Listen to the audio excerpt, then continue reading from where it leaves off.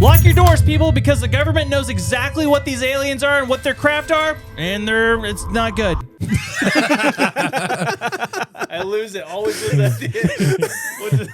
It's really scary. And the Dogman's in the woods, and he's hungry. Bigfoot's real, and we have a first-hand encounter. We're going to tell you all about it. This podcast is brought to you by Sunday Cool. Brought to you and powered by. This podcast is brought to you by and powered by Sunday Cool. Now watch this. Or listen. Yeah! Tony! Hey, Tony! Tony, what are you doing? Gotta go. Sick.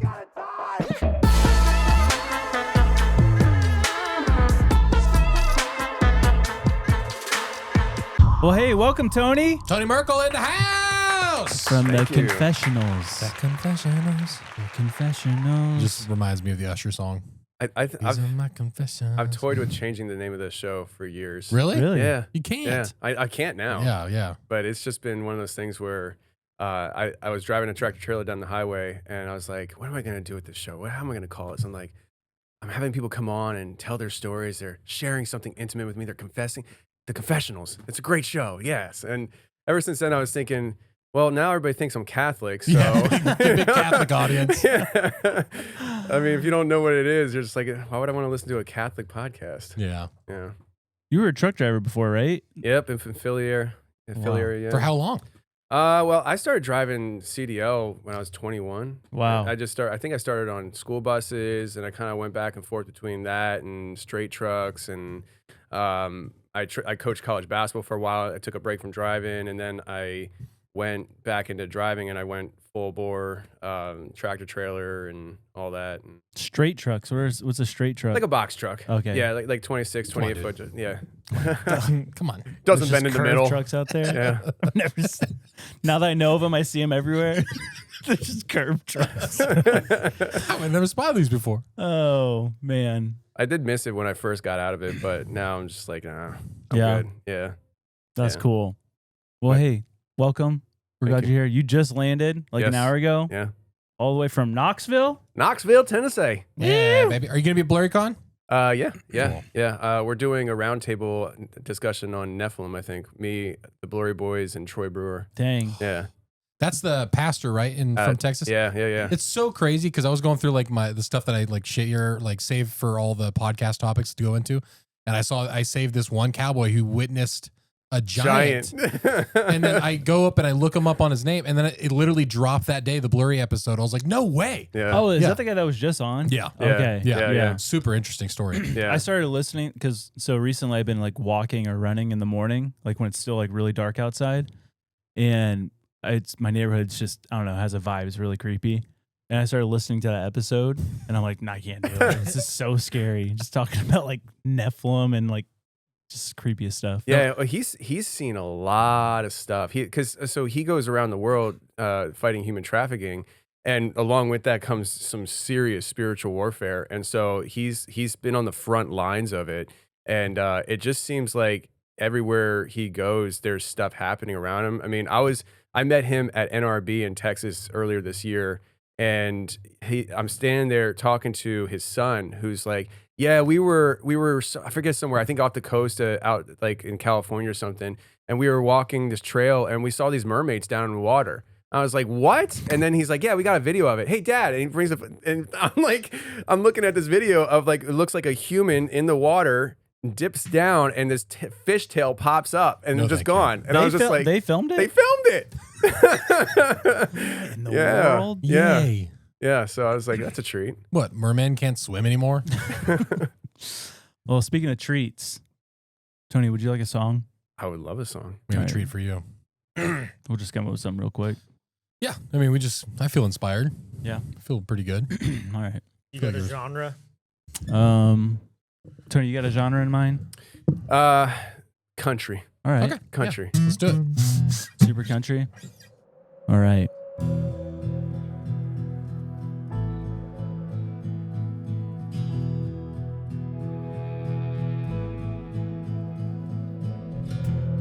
When I was just a kid, I pooped in the big pool. I did it just for fun, yeah, I thought it would be cool. I once prank called my boss. I said I was his wife. told him I'm a frog and I have been that my whole life. I committed treason, I know it was a crime. Sold government secrets just in my downtime. These are my confessions. The truth is my profession. Sharing my transgressions. These are my confessions. I committed tax fraud and blamed it on my dad. He ended up in prison, said it was real bad. His cellmate's name was Sally, a victim of assault. He really beat him badly and it was all my fault. These are my confessions. The truth is my profession. Sharing my transgressions. These are my confessions. I tell you all of this to get it off my chest. And if I had more time, I'd tell you all the rest. These are my confessions. The truth is my profession. Sharing my transgressions. These are my confessions. Confessions, confessions, confessions, confessions, confessions, confessions, confessions, confessions. These are my confessions.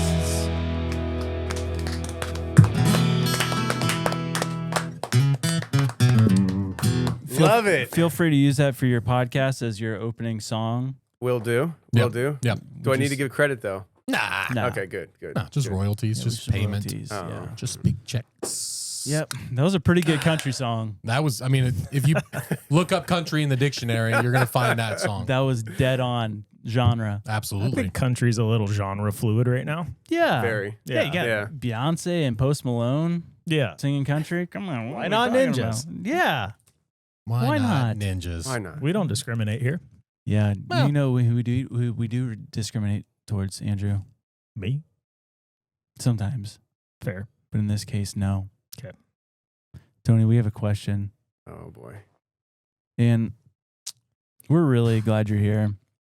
And we're going to talk about some really cool stuff, really neat stuff, I think. I can't wait to Maybe- hear what he's got going on. Yeah, we might even talk about some spooky stuff. I'm down for it. Mm-hmm.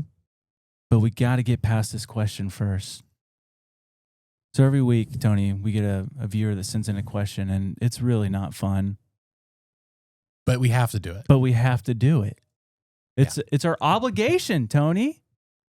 I'll just get on with it. Today's question sent in by a viewer. Tony, is confession important? I would say biblically, yes. Okay. Podcasting, yes. Okay. It's a yes or no. Yes, we get where you're stepping in, and it stinks. A little uncomfortable. Even if it's not true, Tony. Even if someone is coerced into this confession and they didn't even commit the crime. Yep. You know how many people are locked away, Falsely accused? falsely accused? And you're like, yep. Actually, he said it was biblical? He's laughing about it. Yeah. right? Innocent people going to jail. That's biblical. Tony, Let me look it up in, I can't find it. it's not in there, Tony. It's not in there. Golly. I don't even know what to do. Do we move on? I mean, we could just call it right now if we want. Tony? We could just call it. I mean, That's enough. We've yeah. heard enough. Honestly, this is sick. I'm sick. I'm sick. Don't get sick. It's a bummer you had to fly all the way out here. I guess I gotta move on. Sorry, bud. All right, well, I guess that's the end of the show. Welcome to the show. Did I say ninja? I meant butterfly. The butterfly is no doubt one of God's most beautiful creations. I said empty your mind. You learn martial arts! Ninjas attack! Perfect. Quick Felt right. little bit of housekeeping. if your mustache doesn't get ripped by the mic at some point in the podcast, closer? Yeah, you're Okay. a little too far. No, that's fine. I usually eat the microphone, but I'm here for it. I wasn't sure. One day we need to swap these out for cakes. Yeah, just eat it. Cake or microphone. It's a whole pod. Oh, well, welcome again, Tony. I appreciate you guys. We're having me. psyched you're here, man. Yeah. Sorry for the gaslighting. It's been a long time. Yeah. I mean, almost a year. Yeah. Yeah. It was Blurrycon. Oh, yeah. Yeah. was so we fun. were invited to Blurrycon. I don't know what we're doing there, though. I think they just want us to invite us just to Just walk around. be the vibe. Yeah. Set the vibes. Just walk around. Be the vibe. Dude, we're set the vibe, be the vibe. I wonder if they'll have us do another song. Yeah, you guys did Probably something last not. year, right? We do. Yeah, maybe not. People I are sc- I so screwed- weirded out by I that. screwed up. For one, people are there because like there are intelligent people coming out giving this like, full on like, keynote speeches. And Yeah. then they're like, these are the guys from Ninjas. And everyone's probably going, what wisdom are they about to convey? And then I don't have a monitor and I'm nervous. So I just start rushing the song and they can't hear the guitar. Like the whole thing is rushed. It worked out. botched. I think it was great. I But- think we should do slam poetry this time. Like Nephilim? What about Nephil her? Dude, let me just like full on. let me get a drum kit and I'll just play like a beat for you to Dude. go on. So fun. Yeah, I always feel like I'm kind of out of place at times because I was talking to Timothy Alberino about this. Every time I go to these conferences and I share. Did someone just turn off the light? Yeah, somebody just popped in here and turned off lights. How would they do that? I don't know. What is He happening? just opened the door. Who did that? I thought I was don't know. having a He looked like a stroke. nice I'm guy. sorry. He didn't look threatening. That's why I didn't care. Oh, it's probably my brother. Maybe. I don't know. Maybe he tried to do the on-air sign. Maybe he flipped it on. I thought it was like setting the vibe. I really thought I was dying. I I'm was like, like- am I passing out? Josh, come back to us, Josh. Sorry, Tony. What were you saying? No, it's just I used to feel self-conscious about it because people would say, come to this conference and speak. And I'm like, I'm not a researcher. I'm just story time with Tony. Like, this is what we do, Yeah. And Timothy Alberino kind of made me feel more comfortable. He's like, that's your zone, though. Like, that there's actually a spot for that. And Yeah. so, What a guy. yeah, I mean, that's me relaying the message to you guys, too. There's Yeah. there's room for you guys as well. Dude, that's the Alberino proverb, dude. Yeah. There you go. Alberino. I love Alberino. Is he going to be there this year? I don't know. Actually, I think so. That would be so fun. I don't know. he was there last year, right? Yeah. Yeah. Yeah. We tried to talk to him at the after party, Mm-hmm. and we thought he was so cool. We He was really tried unapproachable. We tried to get him to jump in the pond with us. And he's like, no. It's freezing cold in the middle of a dark Like, come on, pond. Tim. Tim, And he please. just moved on. He's really like, no, Yeah, I don't know he's who these guys are. You guys can do it. No, we're good. Oh.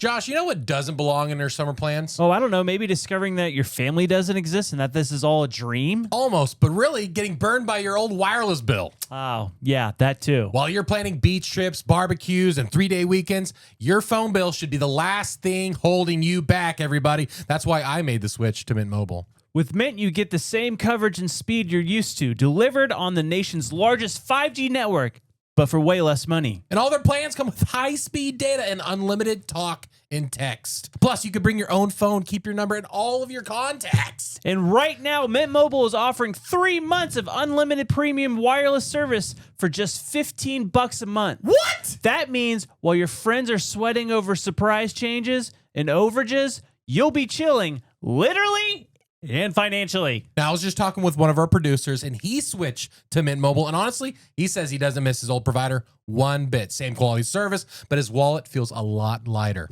in a good way. This year, skip breaking a sweat and breaking the bank. Get this new customer offer and your 3-month unlimited wireless plan for just $15 a month at mintmobile.com/ninjas. That's mintmobile.com/ninjas. Upfront payment of $45 required, equivalent to $15 a month. Limited time new customer offer for the first 3 months only. Speeds may slow above 35 gigabytes on unlimited plan. Taxes and fees extra. See Mint Mobile for details. Thanks, Mint Mobile. Thanks, Mint Mobile. You're my favorite. Favorite? You're my favorite. Were you going to say savior? You're my... No, why would I say that? I don't know. I didn't know. They're what not you our were doing. savior. They're great, but they're not our savior. But they are great. But they have saved me a lot of money. Mint Cha-ching. Mobile. Mintmobile.com/ninjas. All All right. Well, Tony, what got you into the confessionals? What got you into the paranormal space? Yeah, it's funny. On the way over here, we rented a Turo car, and the guy who owns it, he's like, "Can you guys give me a ride back to?" It's like, okay, yeah, sure. That's so weird. I know. And then, but he asked me that very question, and then he found out I was from Philly, and he cut off that part of the conversation. He's like, "So you're an Eagles fan, huh?" I was like, "Okay, I see where this is going," because he was Dallas Cowboys. But yeah, I was driving tractor trailer in Philadelphia, and it was one of those things where I went to Bible college probably over 20 years ago now, and I didn't finish, and I always felt like there was a call on my life, but I knew it wasn't to be a pastor of a church, and I just kind of settled into life, tried a bunch of different things, very entrepreneurial, failed at all the businesses I started, all of them, Yeah. So I got two of my guys over here that I employ. I think they're just counting down when this one's failed too. But I was driving my truck one day, and I for the life of me, I can't remember exactly if I was praying or not. But like when you're driving truck, you just spend a lot of time with God, and you just like sometimes you're not even like actively praying, but it's just the presence of the Holy Spirit is just with you, and sometimes it just pops messages to you, And I really felt the Holy Spirit tell me. I was driving down Germantown Pike and said, "You're gonna start a podcast, and you're gonna work alongside a guy named Wes Germer from Sasquatch Chronicles." And I had listened to that podcast, but I didn't know who Wes was. I never talked to him. Wow. And probably it was about a month later. I went home that night and I told my wife, because I was kind of like, I'm still in the mode, where if I feel that God's telling me something, I tell my wife, and I tell my guys now, but like back then it was just her. And I went home that night and told her, and I just said, I'm just letting you know, so whenever it happens, because like at that point it's just like I was at a point in my life where I really felt like when God spoke to me, when I really felt the Holy Spirit speaking to me, I was like, it's not even a question if it's going to happen, Yeah. But I had zero desire to do this because I was trucker Tony. That's what I was settled into. I just wanted to drive truck and love my wife. I didn't have any kids, but there was this like emptiness in me just driving down the highway by yourself. I was like, I am meant for more. I just don't know what that is. Yeah. And the idea of podcasting was like, nah. But a month goes by, and I back my trailer in at the dock at work. It's about 8:30 at night, and Facebook Messenger was ringing, and it was Wes Germer. And he was calling me. Wow. And so I answered. You never reached out to him? No. Oh man. I had a Facebook group called Pennsylvania Sasquatch Research. I was listening to these podcasts because I was into the Bigfoot topic, and I heard people saying Bigfoot in Pennsylvania. I was like, yeah, okay. And so I started this group thinking if I could find like 20 people in Pennsylvania that I could learn from with Bigfoot, right? And it turned into they were like 1,000 people were in there, and they were all asking me questions. I'm like, I don't know. Like I've never seen the thing. You're saying you saw it, Yeah. But I think he found me in there. But he called me, and the first thing he says to me is like, "Hey, have I ever had you on the show to tell your Bigfoot encounter?" I was like, I don't have a Bigfoot encounter, man. And he's like, "Oh, okay." And then he just shifts topics, and we just start talking for like 45 minutes. And in that first conversation, he goes, "I think you'd be a good podcaster." And I was Wow. like, all right, That's dope. Yeah. And he's like, "I'll help you start it." He's like, "I'll tell you what to get and stuff as far as equipment goes." And we were off and running. So, Dang. yeah. How long ago was that? January 19th, 2017, we dropped the first episode. Wow. Every week since then, we put something out. Yeah. That's so awesome. Yeah. So it's been a wild journey, and the show has kind of evolved over time. It really started out strong with experiences and people, coming on and sharing. And I would talk to people, from all walks of life. I mean, I didn't make it a secret that I was a Christian, but I would get emails from people that were witches to Satanists, and I'm like, that's a crazy story. Let's talk about it, And the more I learned, about everything as far as the depths of this realm of supernatural realm, the more I couldn't help but connect some dots. And the more I started connecting dots, the more I was faced with this decision. Because like in the beginning and stuff, I didn't want to be fake, and I was faced with a decision throughout the process of the show several times where it's like, do you keep going down the path you're going and pretend you don't know certain things, or do you literally allow the information that's coming in, adjust the way you think, and also project a different message with the people on the show. And I really battled with that about a year or two ago when that transition started happening again. And I just was like, if I forget what verse it is in the Bible, but Paul talks about if you feel convicted about something, whether it's right or wrong in the eyes of people, if you feel convicted about it, it's a sin if you do it.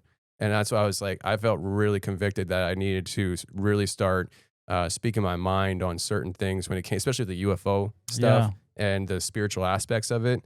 I really just had this conviction that if I don't follow this conviction, I'm not gonna be able to live with myself. Yeah. And so I just kind of went into it, and God's blessed it. God's blessed it. I mean, it's been a wild ride over the last 8 going on 9 years. So yeah, you think about how many podcasts are out there, and it's like you could definitely see God's blessing in that. And it's interesting that's like such a weird and strange topic. Yeah, that God's like, go in this direction, because we feel that blessing as well. Like, you know, like we're like, wow, this is weird that God has us on this path, but we just got to embrace it and just go for it. I think that's awesome. Isn't it crazy? Because like, I don't know how you guys felt, but when this started happening for me, I was like, I don't even know what I'm talking about. You know what I mean? Like he literally puts his call in my life, and all I cared was hearing people's Bigfoot stories. And he tells me I'm going to work with Wes, and Wes in one of our first conversations says, don't do what I did. Don't name your show after a specific thing. You should do everything. And so the Confessionals, and we just do everything. But people are saying, you know, I had this, I don't know, like this alien abduction UFO experience. And I was like, cool, not interested. Like back then I was like, I wasn't even interested in the UFO topic. I talked about it, but I was like, this doesn't tickle me, you know? Yeah. But it was just like, I'm back there in 2017 seeing things unfold. And then in October, I think it was in 2017, it was when the first disclosure started happening. Yeah. And I was like, wow, that's timely, you know? And then when I look back and see what God has done, not just through the Confessionals, but all these other platforms he's been raising up over the last 8 to 10 years, it's like clear that he's been raising up people for this time. You know, that's how I truly feel about it. I don't think this is an accident that there are so many other podcasts out there that are touching on these topics in their own way as well. You know, like there are people who are so smart and they're doing these deep dive research rabbit holes and sharing the information with the world. Like I really feel like we just have all our own parts in this, and it's all pouring back to the glory of God, which is just, it's been awesome to see over the last few years. Yeah. It's almost like what you said. It's like we're living in the times where stuff is going to start getting crazy. So it's like, kind of exposing it before it can just deceive the many, you know? So you said the alien deception and like you feeling convicted, like what was the conviction that you felt with the whole alien topic? Yeah. So, I'm not a genius with a lot of the topics, you know, but you know, I can walk in a room and tell you it stinks, you know? And I started seeing. What do you think about this room? It's a little musty, but it wasn't too bad. You know? All right, cool. All right. There's a lot of butts on this couch, you know? But I started seeing the spiritual aspect of it, where people were having these quote unquote spiritual experiences with UFO, and they're actually having these experiences. And you start hearing people's retelling of these experiences. And they're coming from different perspectives as far as theology goes, Christian, non-Christian. And it seems like, you know, I started seeing this whole CE5 stuff happening. This is kind of more the current stuff that I've been really convicted on. I'd say probably since like fall of last year, I made a very specific decision. I was going to not be quiet about certain things. And let me just say that's hard for me, because I'm from Philly, and I kind of get a little hot-headed. But when it comes to this kind of stuff, I don't like debating people, and I don't like controversy.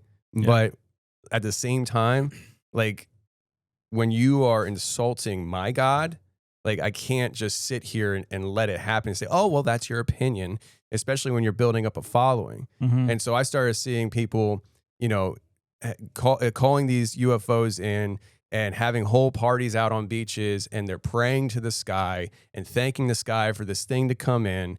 And then you start learning some of the details. And one gentleman starts saying that this entity that's been visiting him is actually the Holy Spirit. It's the ancient goddess Hathor. and he's got a bunch of people who are following him, and even Christians are, because they get caught up in the nuance of like, he has a background of. You're talking about Chris Bledsoe? Yeah, I didn't know if you want me to say the name or Let's not. say it, because I mean, Yeah. I've mentioned him before. I don't know if I've ever said him by his name, but yeah, what he's talking about is crazy deceptive. Yeah, and the thing is, like, his experience, I've gone through the book, and like I said, I'm not a student of his whole story, but I've gone through the book. I believe he's had these experiences. Yeah, I for don't sure. think he's setting out to deceive the world. I think he is deceived. Yeah. And I think that when you, so one of the things that sticks out in my head is I heard that he said that, he was told that he was being watched since he was a child. Almost like the idea was that he was picked for this, like he was special.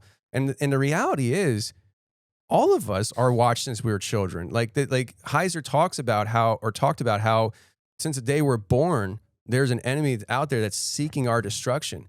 And like, are we going to take that literal or not? Because if that's true, then there's an enemy out there that's looking for every opportunity to deceive us and move us away from God. At the end of the day, like, I feel like we grew up with this mindset of, Satan wants us to worship him, and that's the battle. I think the battle is taking our attention from Christ. Yeah. Like, it doesn't matter. Yeah. Like at the end of the day, he doesn't care what you worship. You could worship a rock as long as you're not worshiping Christ. It doesn't matter to him. Mm-hmm. It's about our attention. And I think that people like Chris have been deceived, and they have, dare I say, a cult following. And it's growing, and they're passionate. You say something bad about him, like, I promise you, I'm not going to visit your comment section. I highly suggest you don't after this. So, Yeah, we're used to it. Yeah, you do everything with discernment, right? And his story, it sounds so deceiving. Like he is in fact being deceived. And you also have to question the government involved in his story as well.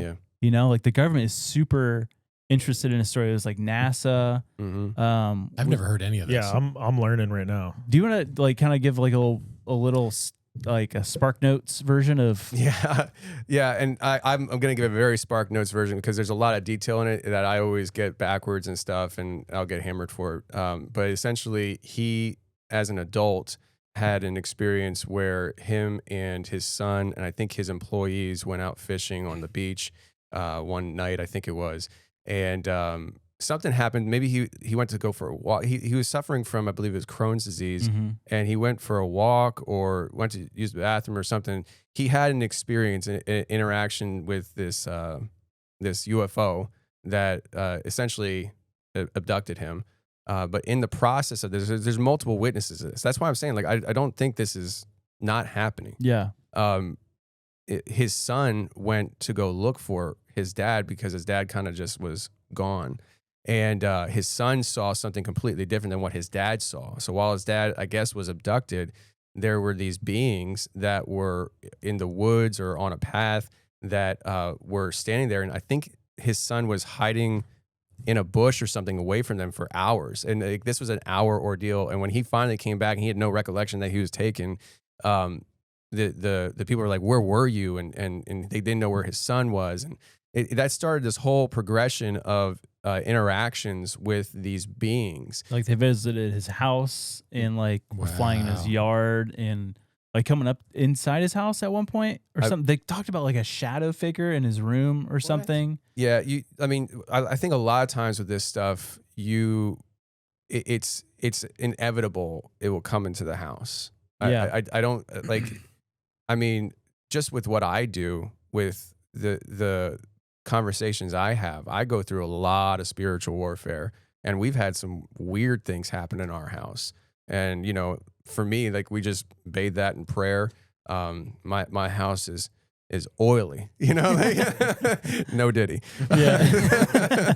But it's like, I just, anyway, so yeah, it's a very complex story, but essentially it comes to the point where he's interacting with this one entity. It's a female entity, and she has said that to him that she is basically the Holy Spirit, And I think during a hypnosis session or a regression session is when it was revealed that she identified herself as Hathor.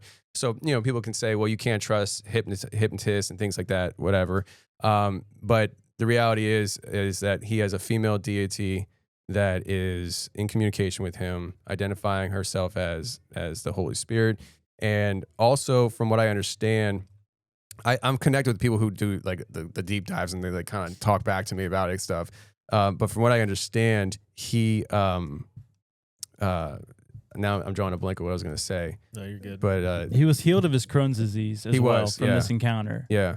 Yeah. Really? Yeah. But he was given like prophecies about like what was going to happen in the future, and like, but now, I mean, he has this huge cult following, and they meet out on beaches and stuff, and he brings in these orbs, like to people. Yeah, to and where people like, can see them. So my question would be, if like, as a non-believer of what's going on there, if I were to go and witness, are there like people who say like this stuff isn't real, but then they show up and see it? Yeah. Like, I don't know what to make totally. of that. It's almost like on demand. I've never gone, but from what I understand, it's like on demand. Like he can go out there and instantaneously, like I don't want to say instantaneously, but over a period of time, he's talking to the sky or he's praying or whatever, and these things do show up. These lights show up, and I think they believe that they're angels. And I would say, what kind of angels are we talking about here? You know, Wasn't that the book that you were reading? And Yeah, then UFO. you had to stop. Yeah. UFO God. Yeah, UFO God. Wow. Yeah. Very interesting. And I think he talks about how these have to be good angels. They can't be the rebelled angels, because the rebelled he uses Jude 1:6, saying that they're locked up, and so any interaction that he has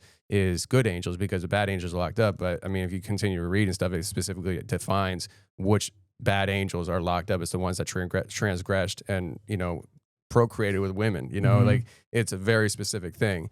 And so I think that it's just a dangerous world that we're now living in when it comes to this spiritual stuff. And I'm look so, like you have I'm so questions. confused how people can think that. Like, did Jesus not cast out demons? Mm-hmm. So like, what's the response then? I do not know. And Yeah. people are just like, oh, okay, there's a verse for it, and they Yeah. just accept it. Yeah. Yeah. What the heck? I was talking. I saw your face. I was like, he's thinking. I was something. like, it's that simple. How are people? The thing that I can't connect in the story is like there are people out there all the time who are like, let's just say everything is fake. Like even the people say, I don't believe they show up, they see the orb. Let's say all of it's made up and it's just some narrative. People either having fun or being weird. Why is NASA?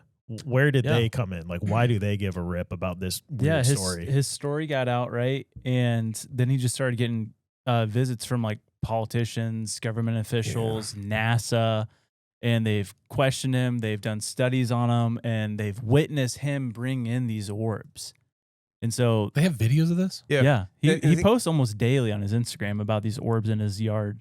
And the thing is, like, he's not unique in this either. There's plenty of other people who are doing this. I mean, Stephen Greer has CE5. Like, he takes people out and shows them and teaches them how to do this. Years ago, before I even heard of Chris or I've heard of Greer, but I was just starting this stuff. I had a guy in New York that said he could do similar things, and he sent me a video. He was in New York City. It was a clear blue sky day. And he said, I'm going to make that one white cloud disappear. And within like a minute, it just dispersed into nothing. And like, I was like, whoa, like, I was like, I mean, okay, maybe there's an explanation to that. But at the same time, like he literally just said that within a minute, it's gone. Yeah. I'm thinking to myself, all right, so, but there's a lot of people who do this stuff. And I just think that there needs to be an appropriate response. And I'm not saying I'm the one that should be the appropriate response. I'm not an authority in anything. Yeah. I just kind of yell a lot and point at things. I'm like, that's bad.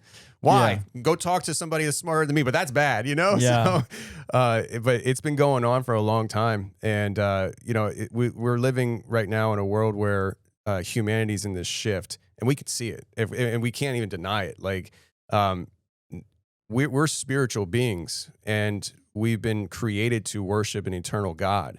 And for generations, we've lived in a culture that has separated us from that desire through atheism. Mm-hmm. And so it's like it's like when you go on a fast for an entire week. After that week, all you want to do is gobble whatever you see. You want to eat it up, and that's where humanity's at right now, as far as I'm concerned. They're spiritually starving, and they're eating whatever tastes good, whatever gives them immediate results, whatever feels good, because we've been also conditioned over the last 20 years. Your truth is your truth. My truth is my truth. Do what feels good. So like you're conditioned to just eat what tastes good. And the message of Christ is hard. It's easy, but it's hard. Yeah. You know, it's like, it seems so simple until you have to walk this out, you know? And it's like, it may not be the most flashy of things. You're not calling things out of the sky. You actually have to rely on Jesus Christ as your authority in your life and actually submit to something. But I think that's where we're at right now. And you're seeing it with the TikTok stuff, the kids.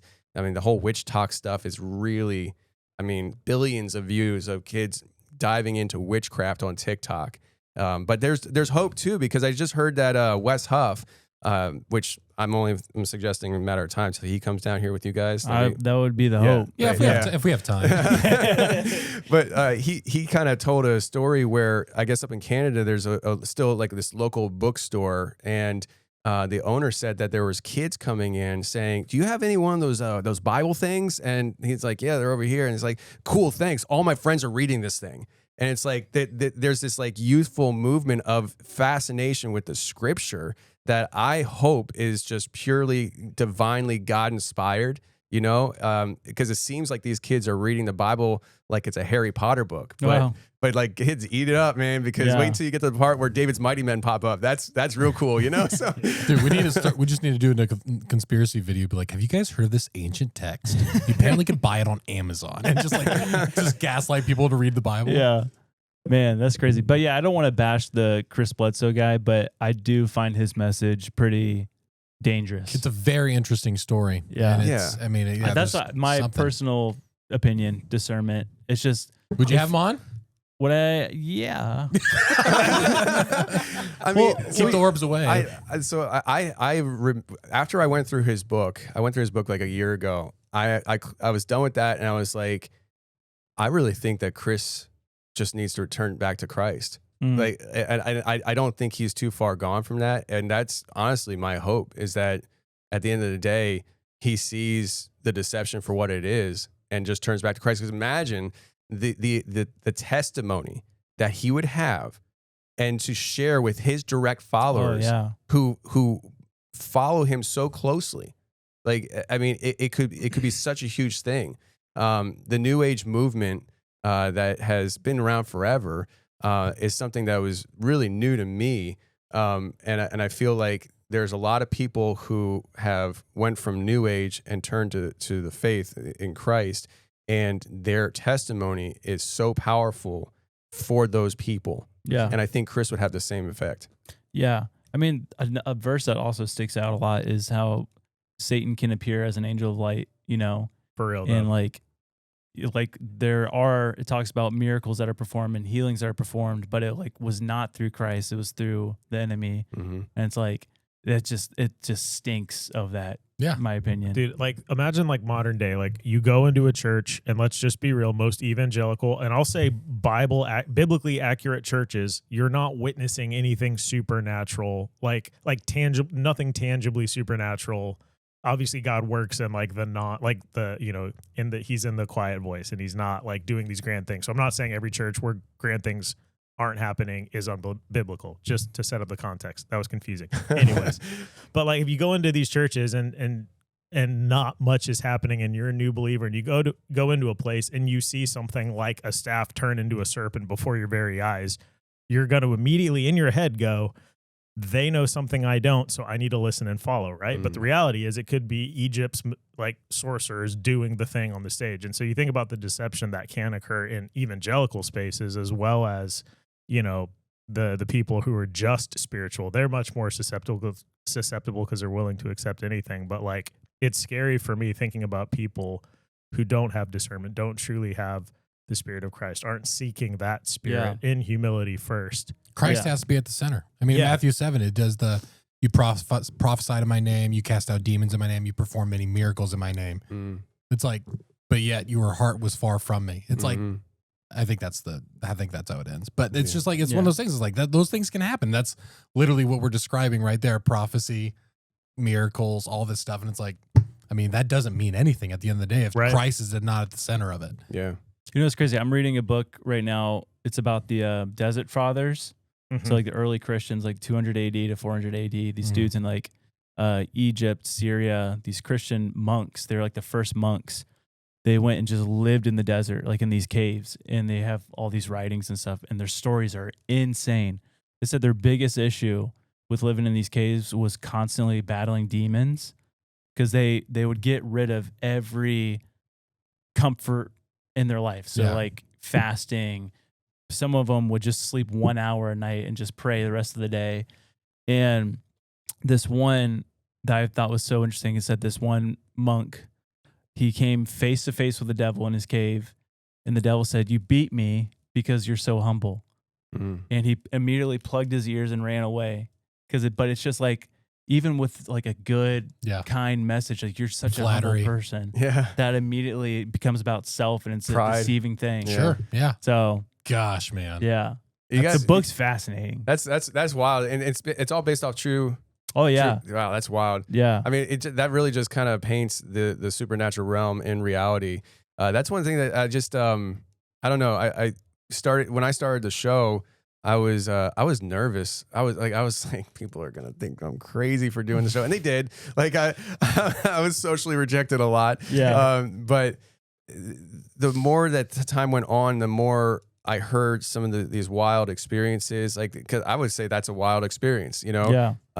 The more you start seeing the similarities and you start connecting some dots, you're like, oh, that's interesting. You know, that, you know, everybody wants to talk about these orbs coming out of the sky and, oh, there's an orb in my house. Okay. So now we're talking about somebody summoning an orb, but now there's an orb in the house. Okay. There's a crossover there. And then you start seeing how, there's similarities where people have Bigfoot encounters, especially the trend seems to be, if you own the property and you're experiencing Bigfoot on the property, you often also experience these orb lights on the property. And so you start seeing like the crossover, and I'm just like, man, this is getting deep, and I don't know if I should talk about it because I'm trying to remain as normal as possible, but I kind of threw that out the window years ago. It's just like, whatever. Well, big red flag for me with Chris Bledsoe's story, was his son was terrified of these things. And like the shadow figures that were in his house and like running around his house, his son was like terrified and would like run out of the house away from him. And Chris was just like, they're here to protect us. It's like, I would maybe just trust your child. If like, I don't think it's like every scary movie in the world. I think God's going to show up in the corner room like, that is interesting, because I do believe, I think that he even went as far as saying that his son believed they were demons, and it took some time, but he's gotten his son to see that they're angels. And jeez, dude. But there's people there's, and this is why you're bringing the government side of things and stuff. And it's just like that alone tells me that there are not the government, but there are pieces of the government who have their fingers on this stuff for their own means, whether they're trying to pull strings for their own manipulation or they're actually dabbling, which I do believe they're dabbling. Definitely. And there's also people who have pointed to Chris and his thoughts, where he doesn't name this person in the book, but just knowing the associations and stuff, I'm pretty sure that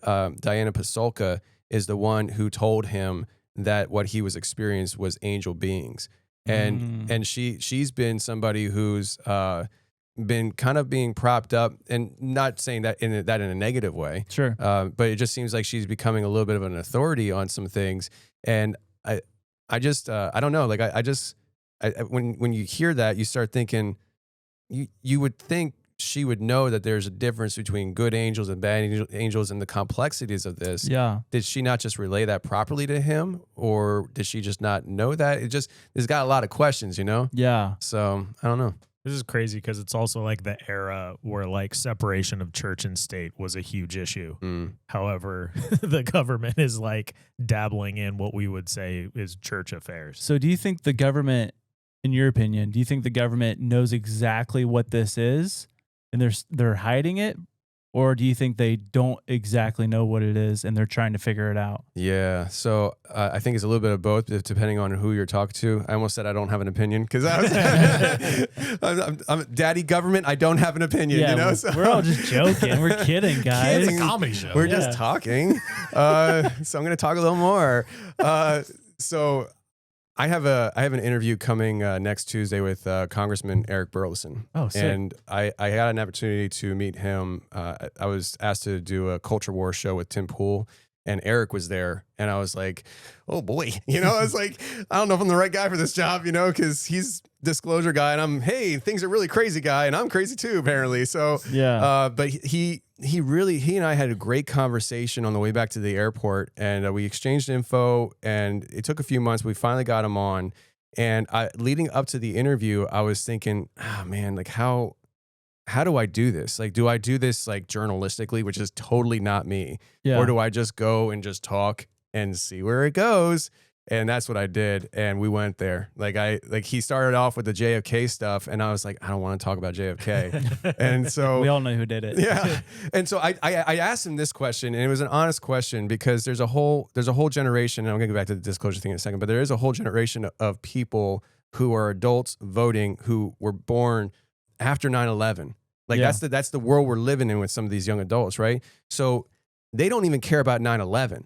And so I asked him, I said, why should a whole world of people who weren't even alive when this happened care that our own government killed our president, when we all know our own government killed our president before you even tell us, you know? Yeah. And he had a really good response for that, but I kind of steered into the disclosure stuff. And I brought up, because I've been in communication with a group. I got to be careful how I say this. There's a group of people who are actively working on infiltrating certain organizations to uncover information as to what's really going on. Wow. And the top three guys are Christians, and I've met with all three. Well, I think all three were on the one call, and I met with the one guy in person. And according to him, he is purely convinced that what we're seeing going on here is interdimensional, which disclosure is saying that. But he said this is fallen angel technology that's being. And what I found interesting was I that was an assumption that I had. I was like, I think this is ancient tech from the fallen angels, all that stuff. But he said it's being gifted to humanity, and he said that's what Diana. That was her theory Right. too. Is that it was gifted. He said that it's being gifted in a way where they allow you to shoot it down. They allow you to bring it in through psionics. It's like it's giving this perception, as far as I'm concerned, with how he believes, Like we're in control. that we're in control, but it's just like it's being gifted to us, and it kind of takes you right back to that Enoch, first book of Enoch, how like they were teaching us how to do things we weren't meant to know how to do, right? So yeah, I think that the government, to get back to that, but through talking with Eric, I believe is a very earnest person that I don't think he got into politics to peel back the onion layer of disclosure. He just found himself in that situation.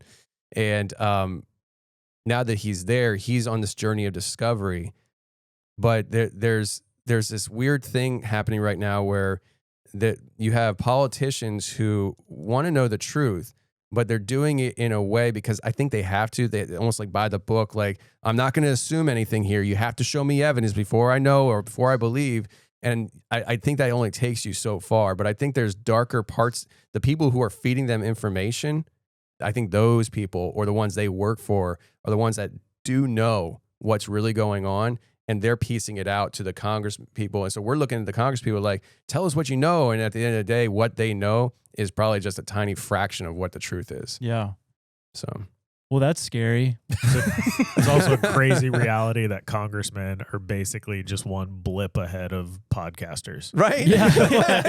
Exactly. That's how I Way felt. funny. I was like, this is crazy. I was driving a truck, man. Like I shouldn't be in these shoes. you That's know? so funny. Yeah. You imagine going back 20 years, be like the people you're gonna want to listen to. Yeah. They're just dudes in their basements with MacBooks. Just hairy men. Yeah. I had a question. I forget what I was going to ask. I think It had to do with the. Go ahead.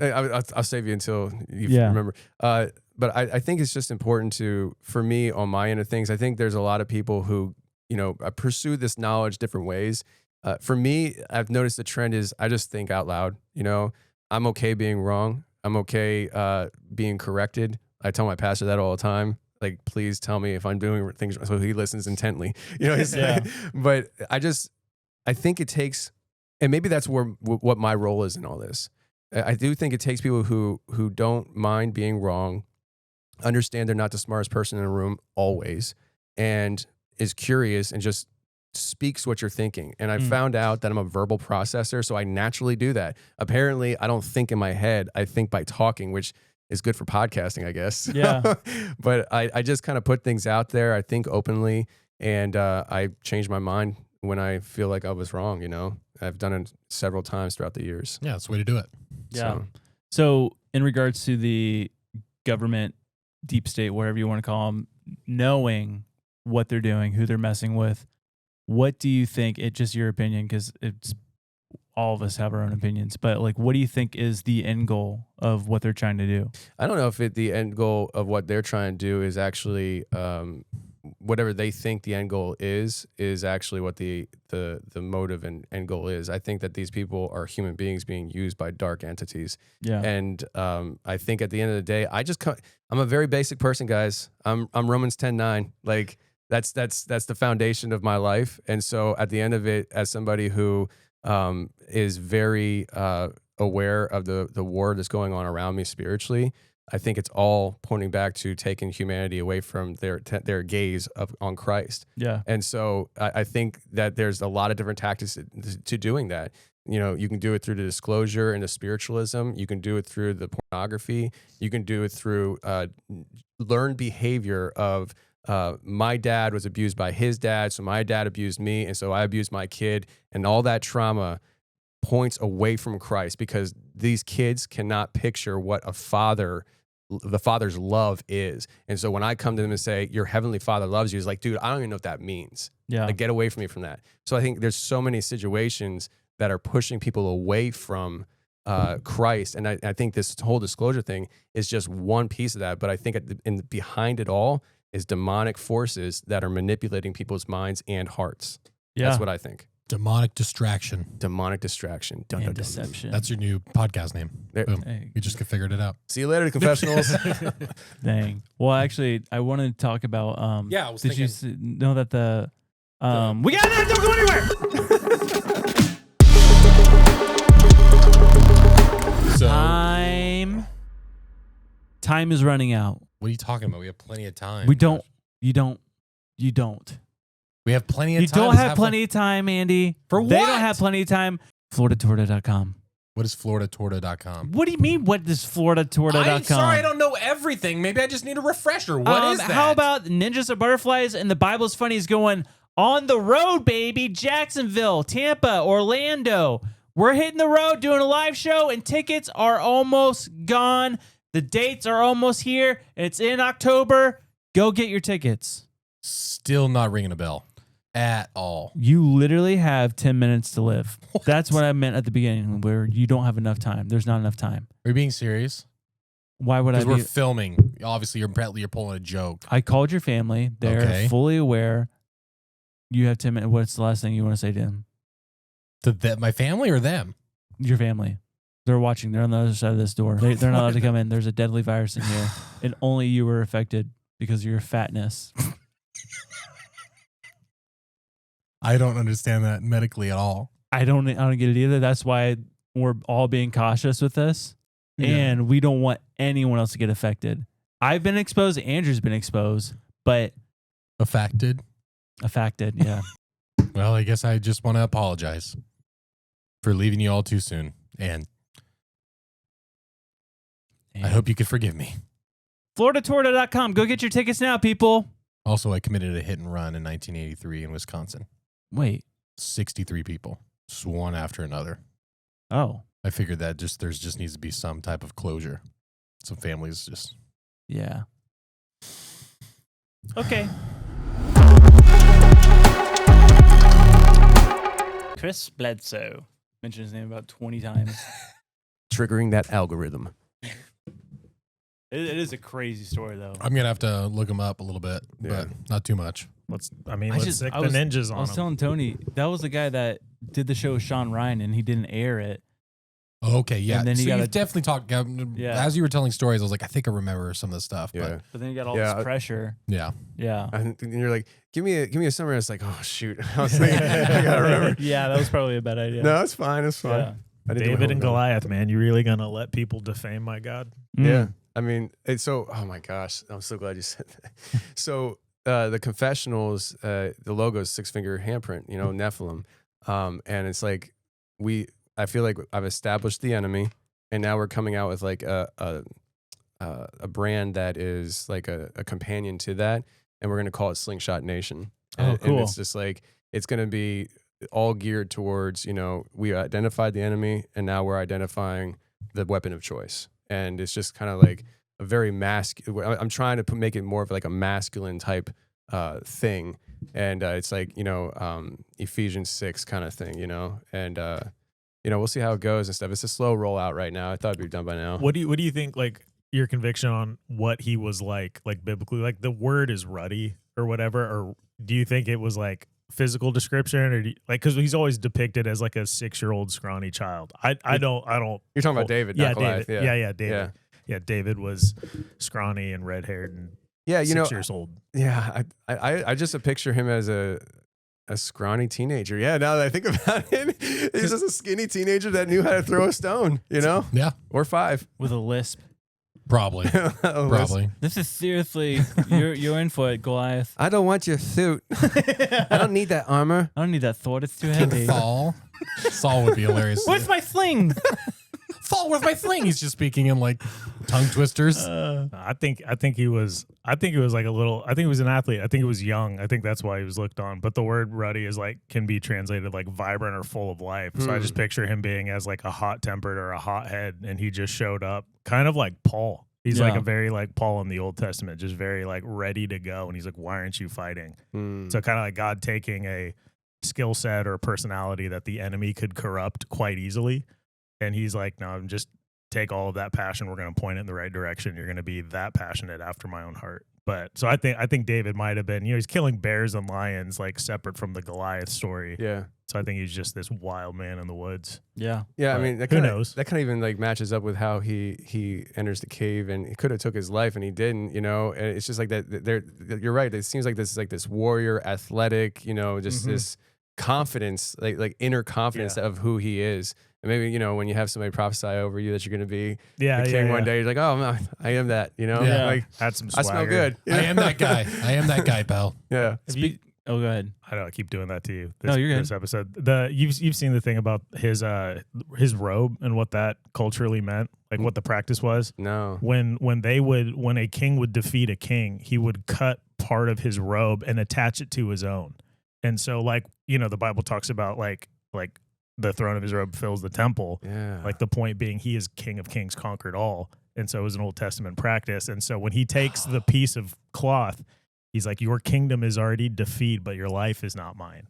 So it was a statement of like, It's pretty cool. I've been anointed. This is my kingdom, but it's in God's hands and his timing. See that, and that's the thing. Like when you start studying the scripture and you find the nuances behind it and all these little details in one physical book that was written over 1,500 years by over 40 authors, 3 different continents, 3 different languages. I'm like, you can't make this up. And I was just talking to this one guy, I think it was last week and stuff, kind of just generally laying out the gospel to him.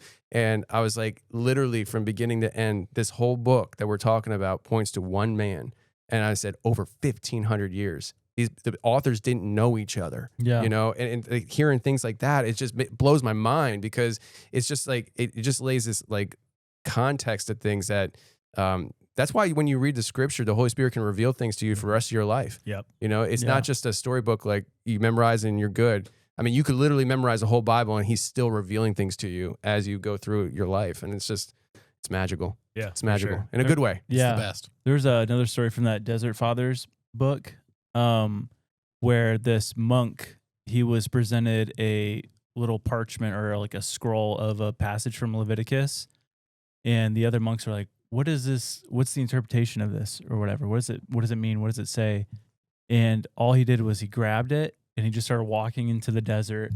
And said he walked like 30 something miles into this desert, and one monk followed him secretly just to see what he was doing, and said that he just stood there and he started weeping and crying aloud, tearing his robe and stuff, and then like went face down and was saying, "I need Moses to tell me what this scripture from Leviticus means."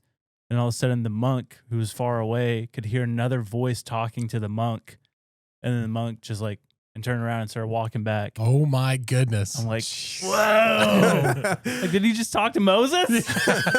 Speed dial. I gotta go live in a cave. Yeah, for real. There was a guy I went to college with that we were probably 18 years old, and I think it was on spring break, he went and stayed with monks. He just isolated himself, and I was like, that seems so cool, but I'm never doing that. Dude, it was a hardcore life these dudes had. I can't imagine. Yeah. It's a great book. Everyone should read it. What's it called again? I got it over here. I so happen to have it right here. Yeah, we're sponsored. The Saying of the Desert Fathers. Okay. Yeah. Forward by Josh Hooper. Very interesting book. Speaking of Desert Fathers, what about the Dogman? Oh shoot. Transition. Yeah. You've done a film on the Dogman, right? Yeah. I want to hear all that you know about the Dogman. Well, I can tell you what I think I know. Let's start with that. Let's do that. So I when I started the show, I was into the Bigfoot thing, and I was convinced that Bigfoot was a thing. I started out looking into it thinking that it was this hairy primate of some kind that we just can't keep up with, and that's why I thought it was ridiculous. I started that Facebook group, and I was like on weekends going in the woods, hiking the Appalachian Mountains, and I was like, I'm gonna find this thing. Like if it's here, which I'm pretty sure it's here, it's not that hard. These people are just idiots, and I'm not that smart, you know. But it turns out it was a much more complex topic, and that turned into the Dogman side of things too. When I first heard about the Dogman stuff, when I first started the show, I didn't know what to think of it. I was like, it sounds like a werewolf, and I got chastised for it. Like, it's not a werewolf, it's the Dogman. I was like, what's the difference, man? Like, I don't know. He's what good the at difference fetch. is. Yeah. That's true.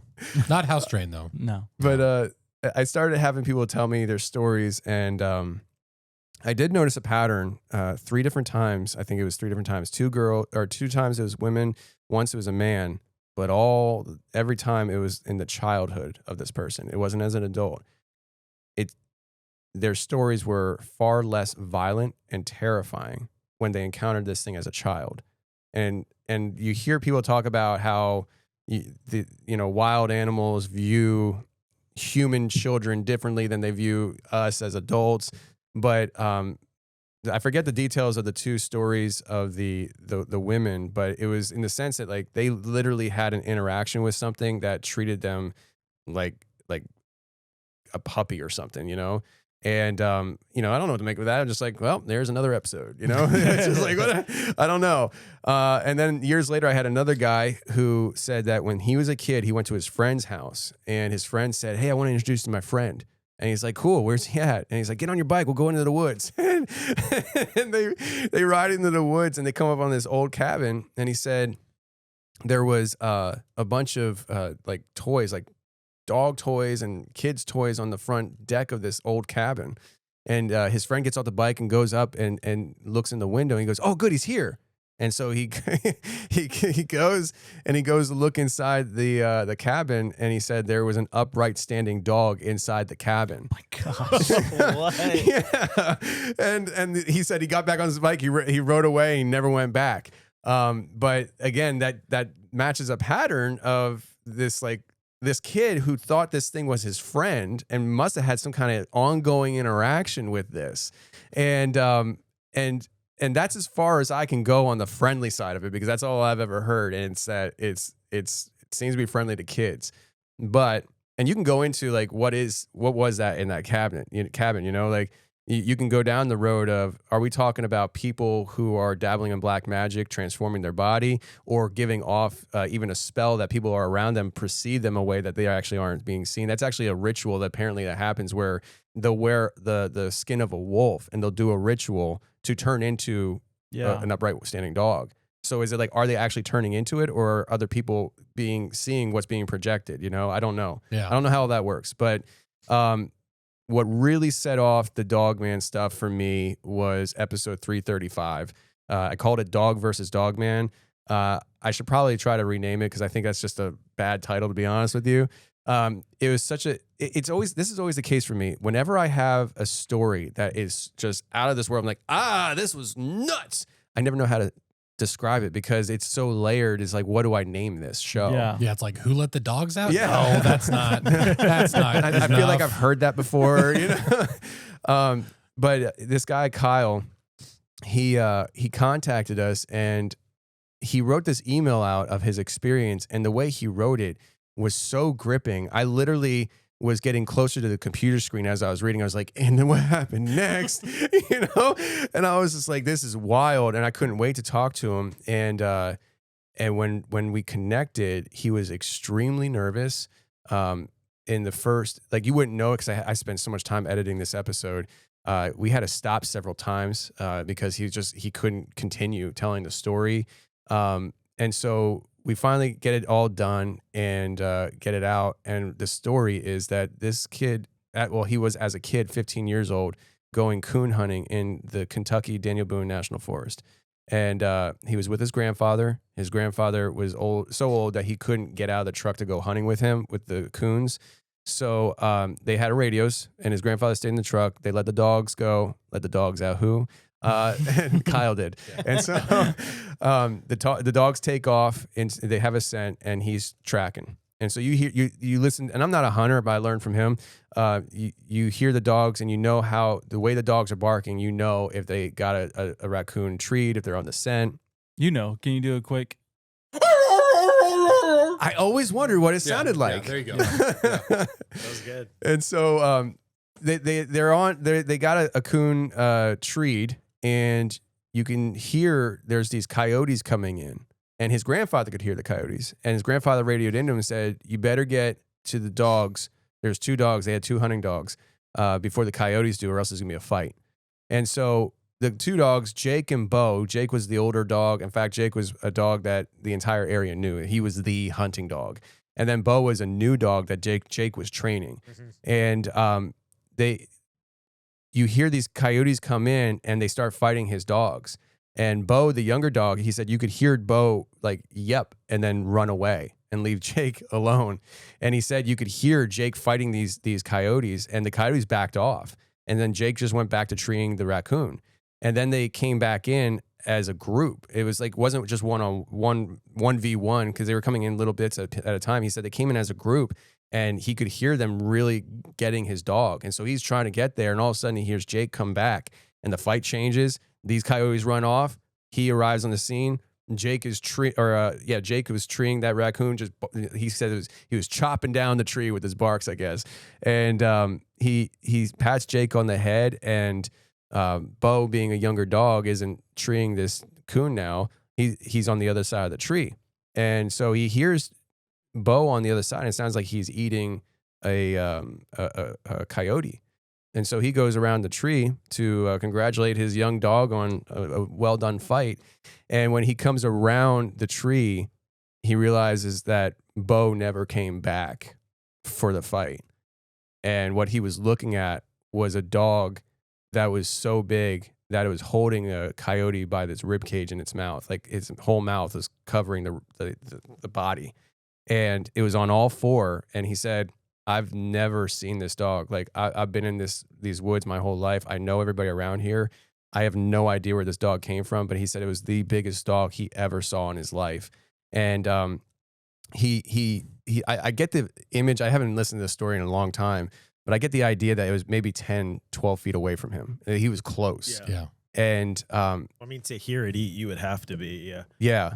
And so when he sees this, he freezes, and this dog sees him, and it stops chewing down on the coyote, and it stares at him. And then it did something that he didn't expect. It stood up on its hind legs. Dude. No, thank you. So you got to understand, he's 15 years old. he's hunting a raccoon, so he doesn't have the firepower for this. Yeah. I imagine he probably had a 22. I don't know what they hunt raccoons with. Maybe a shotgun, a 12 gauge. I don't know. But this thing stands up on its hind legs, and I remember him saying, like, in that moment, how he was trying to rationalize things. He's like, this dog standing on his hind legs is leaning against the tree. For whatever reason, this dog standing on its hind legs is really big, and it's just leaning against this tree. And then the dog took a step forward towards him, and he kept his gun, but he took off running, and this thing took chase. And the way he describes this story, I swear it probably took like 15, 20 minutes for him to tell this part of the story that I think probably lasted maybe 20 seconds. Like, it was like it's burned into his memory, every detail of it. And he says he's running, and Jake, his veteran dog, interfered. And this thing just batted Jake away like he was just nothing, just kind of tossed him and kept coming after Kyle. And then Jake came back and I think bit him somewhere. I don't know if he knows exactly where he bit this creature, but he bit it, and the creature yelled. And he said that this thing grabbed Jake and just hurled him through the woods, and you could hear Jake's body just crashing through trees. And he's like, my dog is done, and I'm done. And he's running, and he trips over like a log or something, and he finds himself on his backside facing this thing. And I imagine it's coming in slower, the way he tells the story, but it's on him. And he said it was so close to him that he could see down the back of his neck. He could see its throat. And he's like, I am done. And then out of nowhere, his dog again comes in and broadsides this thing and knocks this thing over and just viciously starts going after it. And he gets up and he starts running, and he seriously hears this thing just tearing his dog to pieces. Oh my gosh. Like he can just hear it just ripping his dog apart. And I don't know if he actually says this or not, but in my mind's eye, he hits a clearing of some kind maybe. But at some point, I think he said he fired shots in the air, and he's calling for Jake. Come on, Jake, come on. Jake's not coming. And he runs to the truck where his grandfather is. And his grandfather's like, what's going on? And he's like, just go, just go. And so they're flying down this old logging road, and he's telling his grandfather what happened. And they get out of the woods, and after he's done telling his grandfather said to him, listen, if you're going to hunt these woods, you have to understand there are things about this woods that are not normal. And if you can't come to grips with that, you shouldn't be hunting these woods. Tell him now. Yeah, I know, right? I know. And so he said, tomorrow we're going to come back and we're going to look for Jake. And he said, Granddad, like, there's no point. Jake is done. He's gone. And he said, if Jake did what you said he did for you, you owe it to him to come look for him. And so the next day they went out in the morning, they look for Jake. They don't find him. They're out there all day long. And I guess right around sunset or whatever, they're leaving the woods and, or no, they went back for lunch. I think that's what it was. They went back for lunch, but before they left, his grandfather left his coat on the side of the road. So hopefully dog smells him and comes finding him. So they go out that evening looking around. They can't find him, and they're going down the road, and right where the coat was is a dog standing there. And his grandfather's like, look, there's Bo. Bo came back. And so he gets out, and he goes walking over to get Bo in the truck, and it wasn't Bo, it was Jake. He said Jake survived it, and he was torn to pieces. Like, his ear was hanging off and just really bad shape. But they loaded him up in the truck, and they took him home, and his grandmother was like the area veterinarian, like she's like the one that people brought their animals to, and she nursed him back to health, and he survived, and he never was the same hunting dog after that, but he did go back out hunting. He just wasn't as good. Just held back a little bit. Just a little bit. He's looking over his shoulder. Is that really a coyote? Be more of a guide dog kind of feel. In my day, dogs. But that story was so gripping. I said something to him that I rarely said to people, and that was, if I came, would you show me where this happened? And he said, yeah. And I was like, all right. And so I think it was October of 21, I think it was, maybe 22. I got a group of guys together. I just random. I didn't have people that I could that I knew were videographers and things like that. But I just so happened by accident put together the right crew of guys. Like the one guy, he's jacked and he's carrying around this heavy camera rig in the Danube National Forest. And not only that, but he used to work for Glenn Beck and he actually knows cameras. I was like, oh, nice. Perfect. And we went out there for an entire week and Kyle took us down this logging road. And the problem with that whole documentary, we called it Expedition Dogman because I'm really good at picking titles. Yeah. We get down. We had a hike because the road was gated off, and we weren't expecting that. He said that he thought it should be open. We could just drive down, but we had to hike down, and it was like 6 miles that we had to hike into the woods, and we only got as far as where his grandfather parked the truck, where then he went off into the woods because Kyle won't stay out there at night, and so we would have to hike in, then hike Kyle back out, and then go hiking back in at night, and then hike back out. And so it was just like a lot of hiking that week. Yeah. But things have changed with Kyle. One, he's very busy, so it's hard to nail him down. But he said if we ever do come back up there, he would be willing to stay out at night for us. And so what we'll do is we'll hike into that location, camp there, and then go deeper into the woods the next day. And the mission is to find a dog man. But during this interaction, he said that his dog's collar got ripped off.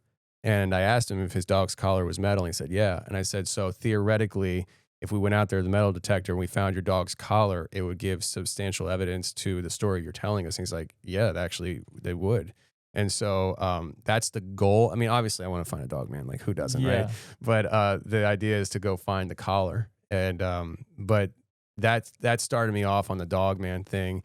And since then, that would have ended it for me. That was your start. That would have been my end. That would have been like, cool, great story. It's called a wrap. Part of that story is funny because I was driving to Kentucky to do this, and I left at like 2:00 in the morning. And I remember driving through. I was still in Pennsylvania at the time, and I was driving through central Pennsylvania. There's a bunch of nothing.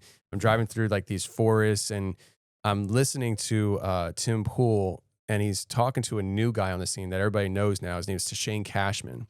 And Shane said, because Shane was coming on to start a paranormal podcast, and I was like, oh, this is cool, I'm listening. And Shane said he interviewed a witch one day. As we all do. And, yeah. It's a Tuesday. I mean, for me, it is. Yeah, it's great. But Shane said that he interviewed a lady who was in a school of mystery, which is where they teach witchcraft. And this lady told him that they were learning how to open portals. And I think it was the first time she ever saw a portal open. She said an upright walking dog came through. Nice. And I was like, I'm driving to Kentucky to hunt a dog man. And I'm like, I look in my back seat and I had 200 rounds of double-aught buck. And I was like, I don't know if I have enough. I was like, I don't know what I'm getting myself into. And that's when, on the way to shoot that documentary, is when I was like, oh, I think this might be falling in that category of more than just a physical thing. I think it's metaphysical. And since then, there's been a lot of evidence that points to that in my mind. So sure. Yeah. Dogman. What do you say the origins of the dogman is? I think about that a lot. And I was actually thinking about that. I think it was this past Sunday, actually, at church. No, I wouldn't pass preaching. Actually, my manager, Derek, was the one that preached this past Sunday and stuff. So I was very engaged, Derek. I was not thinking about Dogman. But I was thinking, like, you talk about the Nephilim and the offspring of the Nephilim. Which I think Doug Van Dorn makes the connection that in Mark 5, the tombs where the demoniac man was tombs where the descendants of the buried Nephilim were buried. Whoa. And so I start thinking about this idea of how, okay, where did demons come from? Obviously, like, I don't think it's a new thing for people to understand where the newer thought process, the old new thought processes of what demons are and stuff. Yeah. But in Enoch, and there's biblical evidence for this as well, that they are dead spirits of the Nephilim. Mm-hmm. So is it possible that you have Nephilim offspring, these giant humans that practice bestiality and supernaturally, they're supernatural creations. Yeah. And do they have the ability to also create supernaturally? Wow. And what do you get when you have the mixture, right? And then I start thinking, when these things die and they become demons, what do they look like? Like, do they retain the form of what they had in their physical bodies? You know, like, this is me thinking out loud, you know? Sure. Yeah. But you start thinking about that stuff, and I'm just like, I don't know, like, is that a possibility that we're talking about essentially demonic entities that retain the form that they once had? And I'll give you a story here that has to do with Dogman that kind of points in this direction. So in 1936, the Beast of Bray Road. You ever hear the Beast of Bray Road? Yep. So I have not. It's in Wisconsin. We've talked about it. Have we? Yeah, Elkhorn, Wisconsin. This community was terrorized by the Beast of Bray Road, an upright walking canine. And in 1936, one of the stories that came out was that there was a guy who was working a cemetery, and he was on the midnight shift, the graveyard shift at the graveyard, and he goes out doing his rounds, and he sees this dog digging up a grave. And okay, it's weird, but what's really weird is when it stands up on its hind legs. And he said it just stood there, looked at him, and then went into the woods. And so he finished his night, came back the next night to do his rounds. And again, this dog is back digging up a grave, and he sees this thing. It stands up on its hind legs, and this time it spoke to him. And this is 1936. This man in 1936 recalls this. And he said, it said the word Gadara to him. Whoa. And then went into the woods. And there's a lot of people, and I'm one of them, that thinks that there's a connection between this thing saying Gadara and the demoniac man, the Gadarean, from Gadara. And where was he at? He was in the tombs, where Doug Van Dorn says the offspring of the Nephilim are buried. And so why is there in Wisconsin a Dogman entity thing digging up graves, saying Gadara, which in Mark 5, we have a demoniac man that has legion, and they're all dwelling among these tombs. So what is Gadara? So Gadara, it says Gadara. Right. And in Mark 5, it depends on what the translation is. I can't pronounce the one. It's Gazarean, I think is how it's pronounced. But then there's other translations that say Gadarean. Okay. And from what I understand, that is because the Gadareans from Gadara.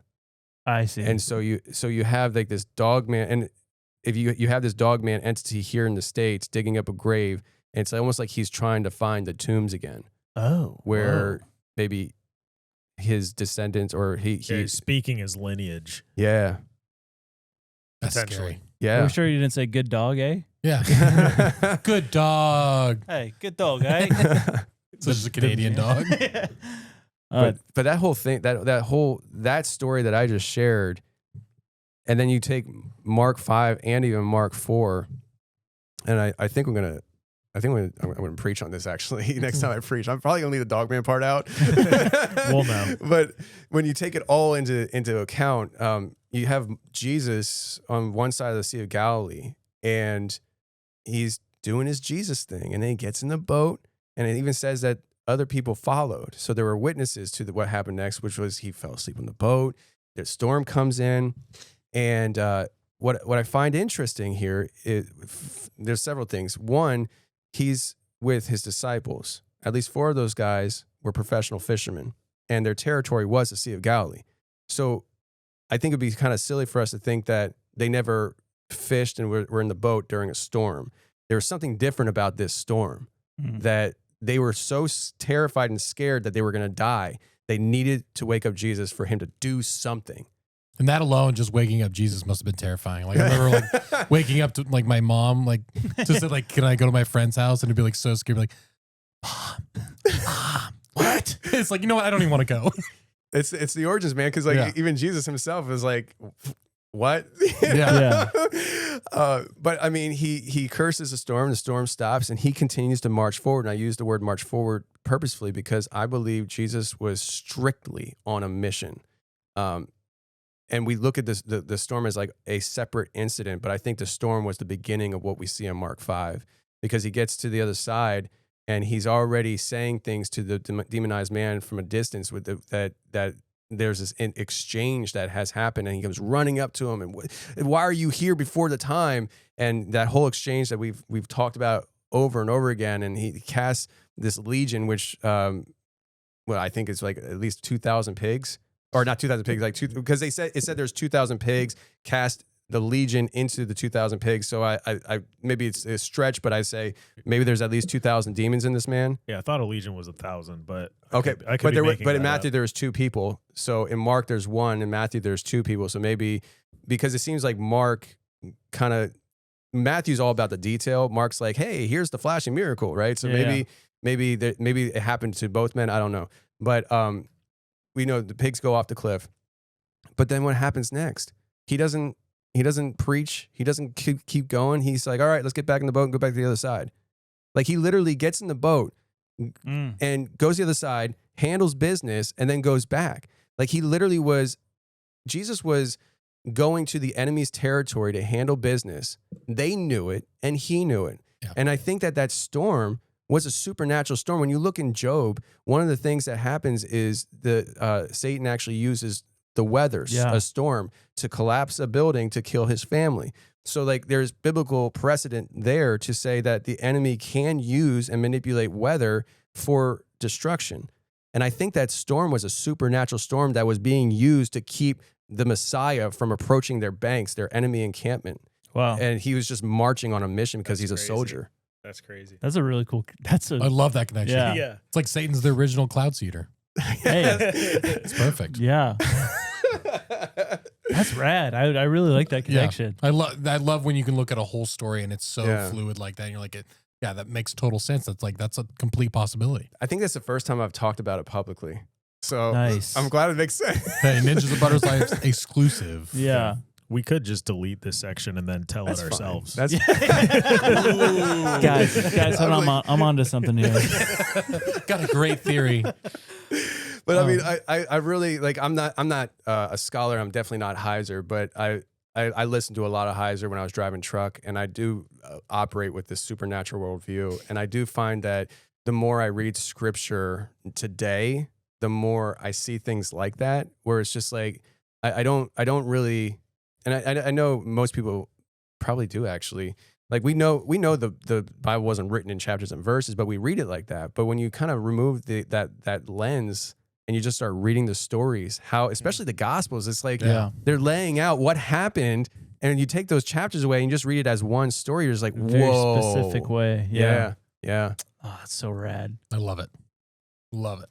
So cool. Can we start talking about Bigfoot? Sorry. Oh, I yeah. think I had a stroke for a second. But about Bigfoot. Is there a Bigfoot story that really sticks out to you? Like I know those Dogman. The one I had experience with? No. Have you had? did. Has there anything happened since you've started? Like, has there been? Okay. Yeah. Tell us about that. Well, Expedition Dogman launched me into this whole going out and doing stuff. And the guys that I do it with, we're very different. Like, I mean, we range from like, I'm charismatic to Ward who's reformed.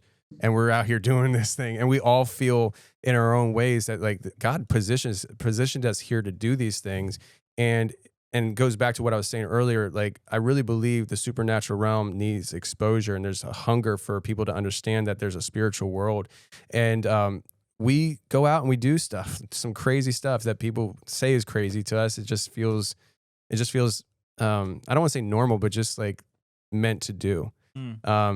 And we did a documentary out in Washington State called Sasquatch and the Missing Man, and we went to ground zero of the guy I mentioned earlier, Wes Germer. The way he got into the topic was him and his brother went out on the mountain after their dad passed away, just kind of blow steam one night. They're just driving around, and they found themselves on a logging road, and they pull off onto even more of a logging road. It's like overgrown and everything, and they're just sitting there, and Woody was debating whether he was actually going to take his vehicle down this road.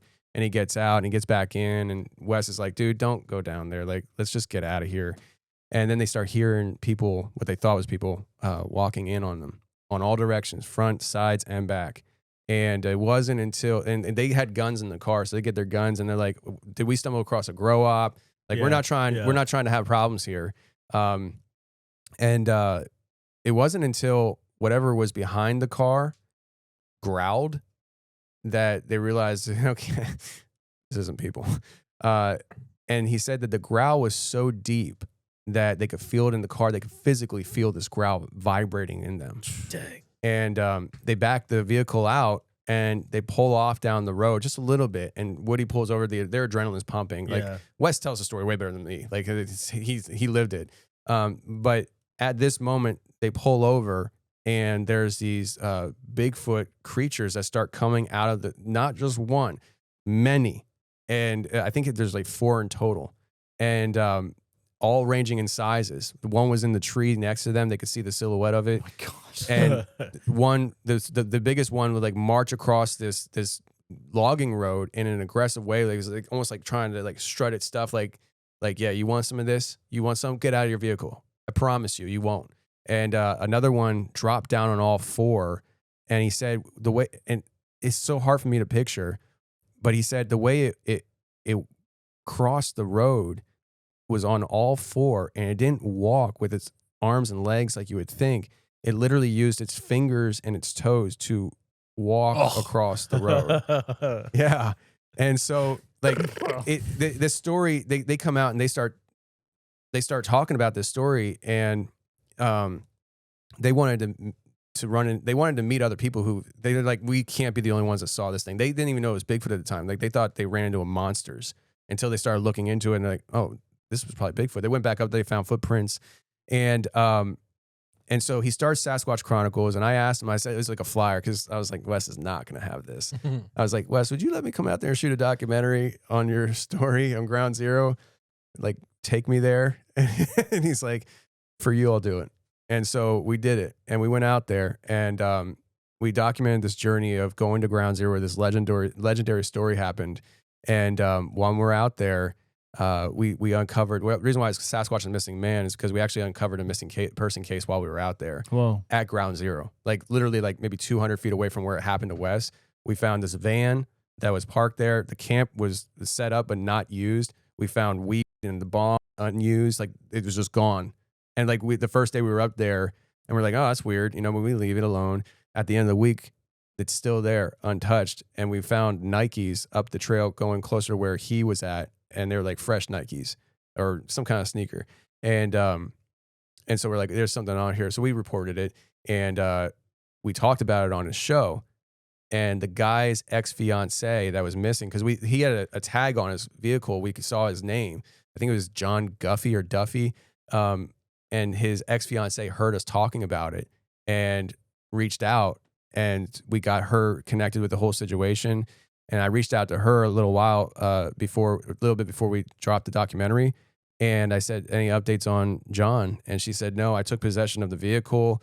But they did search the entire area, and they found 4 dead bodies out there. None of them were John. And yeah.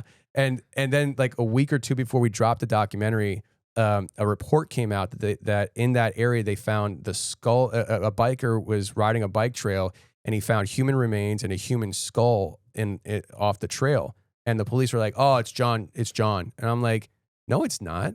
It can't be John. You searched that entire area like nearly a year before, and you haven't tested anything. You just kind of trying to write this one off. And so I say the whole story because the last night we were there, we're getting back in and the last night we were there, we had the most activity. Like, something was coming in on the RV that we drove up there, which I do not recommend driving up an RV up a mountain logging road. Not smart. But we had tapping, we had whistling. There was something out there that was curious. So we go out. Hungry is the right word. Yeah, probably. And we're getting at this time we only had one cameraman, and Ward got on the RV because he was going to shoot us getting on the RV. And we're getting on the RV, and me and Joel are the last ones to get on, and we hear that growl. And I can tell you, it was so deep, and I felt it. Joel felt it. And it, like, in a split second, you're like, it's right there. Like, that's how it felt. It was right there. Yeah. And so we turn around and we don't see anything, and we walk back to the back of the RV, and I'm like, it is right around the corner. It's here. And we go around the corner, and we see absolutely nothing. We didn't see it, but we felt that growl. And it's not the only time that me and Joel had some really crazy stuff happen in the woods, because one night we were in Tennessee, and it was about 2:00 in the morning. We got charged. It was. Can I tell the story? Oh yeah. I'm just telling stories now. Please, we're on the edge of our seats, man. What do you mean? Finish the story. Okay, so we were shooting another documentary, and the worst thing that happened, that can happen, is you set out to shoot a documentary, you invested money, and the documentary that you're shooting falls through. And so you invested all this money, and you're like, what are we going to shoot? We can't do this documentary anymore. And so we find ourselves in West Kentucky, and I'm mad. I am so angry because I have the whole crew there. I'm like, what am I going to do? And I tell my wife what's going on, and about a couple hours later, she calls me, and I'm like, what? And she's like, hey, now. She's like, I know this isn't a good time, but I know you're going through a lot of stuff, and we just got an email, and this guy is in East Kentucky, and he said that just last night he shot at a Dogman. And I was like, perfect. We're shooting a Dogman film. And I was like, boys, saddle up. We're going to East Kentucky. And we found ourselves at this guy's property, investigating it. And then the next night we found ourselves in this cave that goes like miles into the earth. And no, I'm good. I wouldn't do that. To enter the cave, the opening was like 15 feet high, and the roofs were like 30 feet high, and it just goes back for miles. And that whole trip was absolutely nothing to me because of what happened at the end. We find ourselves down in East Tennessee just trying to chase stories at this point. Yeah. And we go to, he's now passed away, Scott Carpenter. And we go to an area where he developed a method where he would hike through the woods, and he would have a GoPro on a gimbal facing backwards. So his thought was, these things hide. When I pass by, they peek out. And he had a lot of success with that. And one time, ask L.A. Marzulli when he comes here about this, because he has the video. Okay. Scott found a footage on his GoPro of this like bubble opening up off the trail as he walked through already, and something manifesting in it. What? And yeah. And so we go to this area, and we check it out, and we go to one last area, and that's where Scott's actually buried. And it's an area that actually he researched heavily, very heavily, and a lot of experiences. And so we're out there, we're going down these deep trails out in the woods. And earlier that day, I called a guy and told him we were going there. And so he scouted it for us. And he goes down there, and it had just rained, and there's like this valley and a bunch of mud at the bottom. And he stops his motorcycle because he sees this giant canine print in the mud. And he took a picture of it and sent it to me. He had a skull can next to it, and his skull can just was like dwarfed by this canine print. And I was like, this is perfect. And so we go there, and we're investigating, and we don't see a whole lot. So Joel and I, it's probably about 2-3 o'clock in the morning. I'm fighting a respiratory infection, and we're tired. We're kind of deflated. Like, the trip didn't go the way we wanted it to. And I said to him, hey man, you want to go out one more time?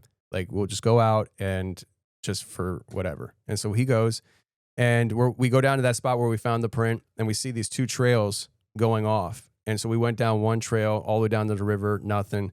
Go to the other trail, and it's overgrown, and like nothing big came through here. So we're going back to base camp, and we see one trail that we never saw before. And we go down that trail, and we have this smell come in, and people talk about the Bigfoot smell. Yeah. And I got sick to my stomach, and I don't know if it was from the smell or the mucus that I had been swallowing all day. And I squat down, and I was doing this like vlog thing where I was carrying a night vision camera on a handheld tripod. And so I squat down, and I set it up, and I'm just facing me, and I'm squatted down, and we're lights out. And so I can see myself on the screen, but that's all I can see. And then it's completely quiet, and we hear something bipedally walking in the woods behind the camera. Like, maybe 20, 30 feet away. And I'm like, you hear that, man? And he's like, yeah, I hear that. And so I forget the logistics of how this whole thing played out, like when we hit the lights, but I stood up and you see me from like torso down on the camera. And we have a shotgun microphone, so it's picking up the audio towards us great. You know, you guys know it's not meant to pick up the audio behind us. Yeah. So we're standing there, and I believe we hit the lights at this point. I can't remember. But all of a sudden, we hear something running at me. And it was just like, boom, boom, boom, boom, boom, just charging, heavy. And like Joel yells, I had a 10 millimeter on my hip. I pull out my 10 millimeter and I point. He must have hit the light at this point. But I look, and it runs right up to the camera that I'm standing in front of, like 5 feet in front of me. And I'm looking, and there's absolutely nothing there. I see absolutely nothing. But we both heard this thing charge. And then we're standing there confused, and like 20 seconds goes by, and all of a sudden we hear behind us in the woods this loud, high-pitched scream, just as like, ah! And my brother Jack and Ward were back at base camp, and they heard it. And they radio in, and they're like, what are you guys doing? Like, they thought it was us messing around. And I'm like, it ain't us. And I pick up the camera, I'm like, we out. And as we're walking, all of a sudden, you hear us say it on camera, we're radioing back to Ward, and we're like, there's a bunch of monkeys going off around us, because all of a sudden after the screen, we hear this, like a bunch of them. And I was like, and he's Tennessee. Yeah. And I was like, what is going on? So we book it. We get out of there. We get back to base camp. Some owls flew over us, freaked us out a little bit.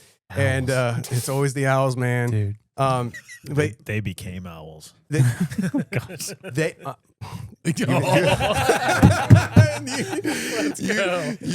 say what you think is jokes. We get back and we analyze the footage. Now, Jack was there, and he can attest that he heard monkeys. I heard monkeys.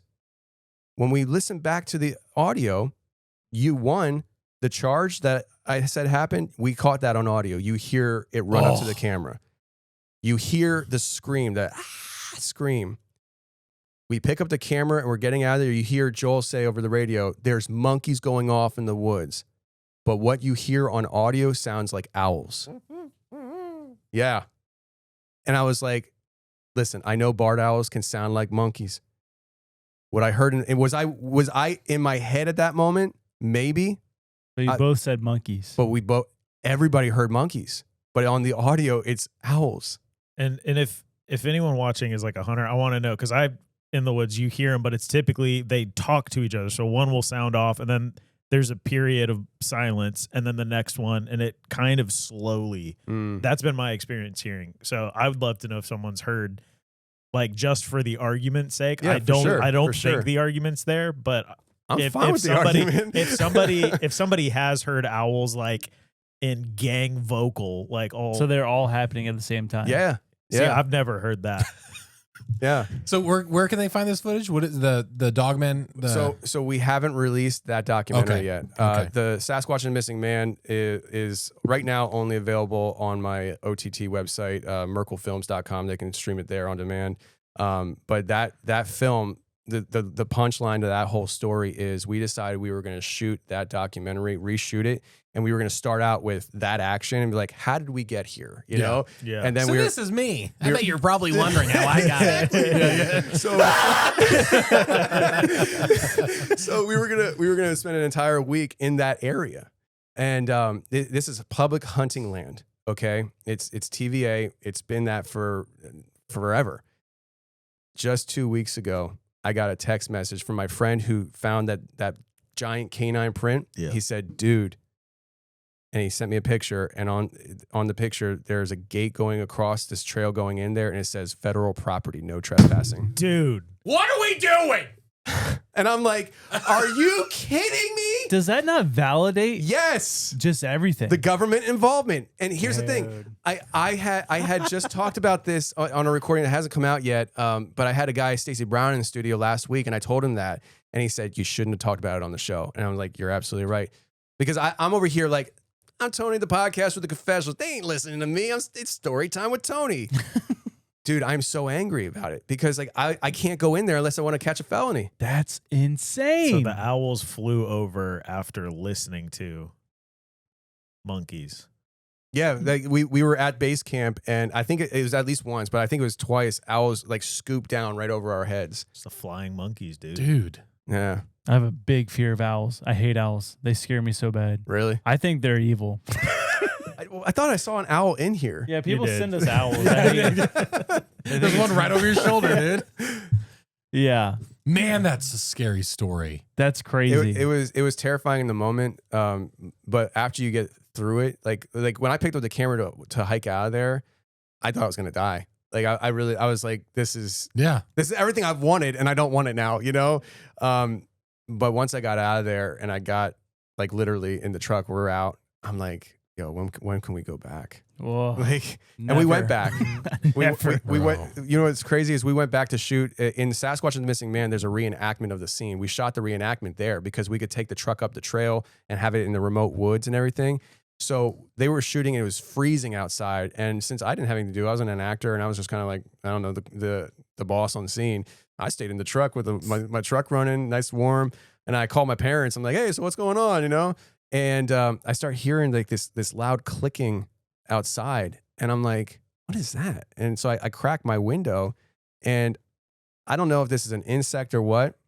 It didn't sound like it. And I've had other people in the area hear this as well. And nobody seems to be able to identify it.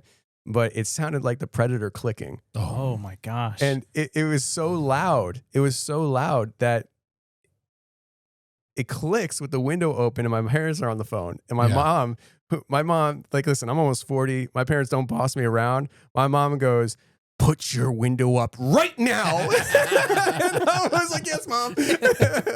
And I got out of the truck and I went and found the guys and I was like, so what's up? I was like, I don't want to be down there by myself, you know? That is so crazy. Yeah. So there's a lot of mysterious things out there in the world to be found still, and treasures to monsters. And I just, for me, I like the adventure of it. And that's why I do it. I feel like I'm living out Indiana Jones stuff, you know. I just enjoy it. So that's what I do. That's amazing. There's no way I could handle that. Dude, I hate that we did this podcast. I've been hunting a pig for the last year, and yesterday I walked in the woods at 4 a.m. and just doing that in the pitch dark. We actually jumped the pig and heard. I mean, we knew it was a pig. We knew what we scared off, but even knowing what it is and being like meet you away from a 300-pound pig is terrifying. If I saw, like, I don't want to go in the dark knowing there's, you know, something I can shoot and kill. I don't want to do it. So not a chance. If we had Corey on this podcast, he would peed his pants. Oh, I know. Dude, I was 1000%. walking this morning around my neighborhood and there was a cat. And this cat was just staring at me. I was so afraid of this cat. And I kept walking and it just started following me down the road. I'm like, get out of here. I started running full speed. Just looking behind and it was a cat. I love that you didn't plan on running. It was just like it turned into a run. Yeah. You come back, Lily's just proud of you. Yeah. Say Wow, nothing. so fast. I'm like, yeah, I know. The cat. It's so lock the door.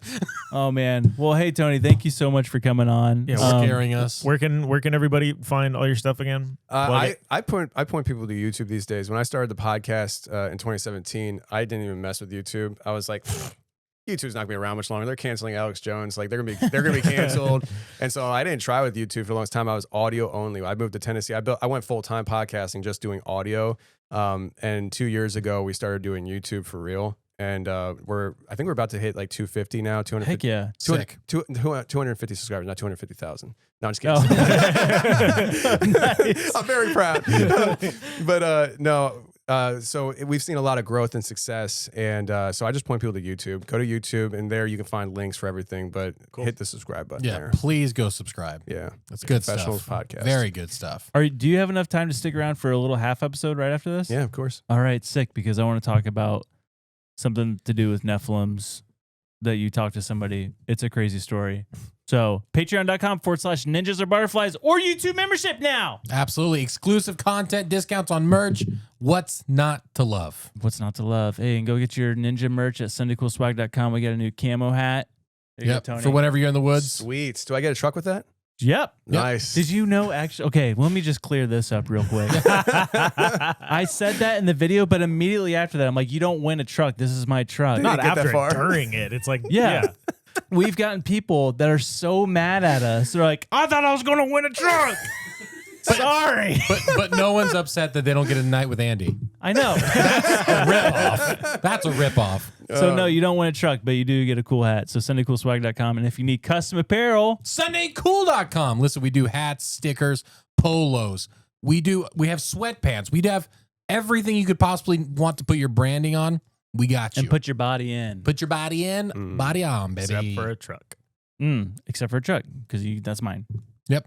All right, guys. We love you. We love you. We'll see you on Thanks for coming. Patreon. Thank you, Tony. Thank you, Tony. What you're about to see may disturb you. If any of you know what these multi-decade UAP dolphins are, aliens, Bottlenose. fish sticks, There's a massive police response. Oh, the dolphin thing. dolphin style attack.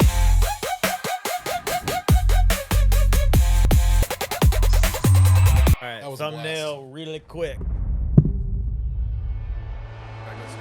Yeah. Let's do hands down though, so I can do a lot of background.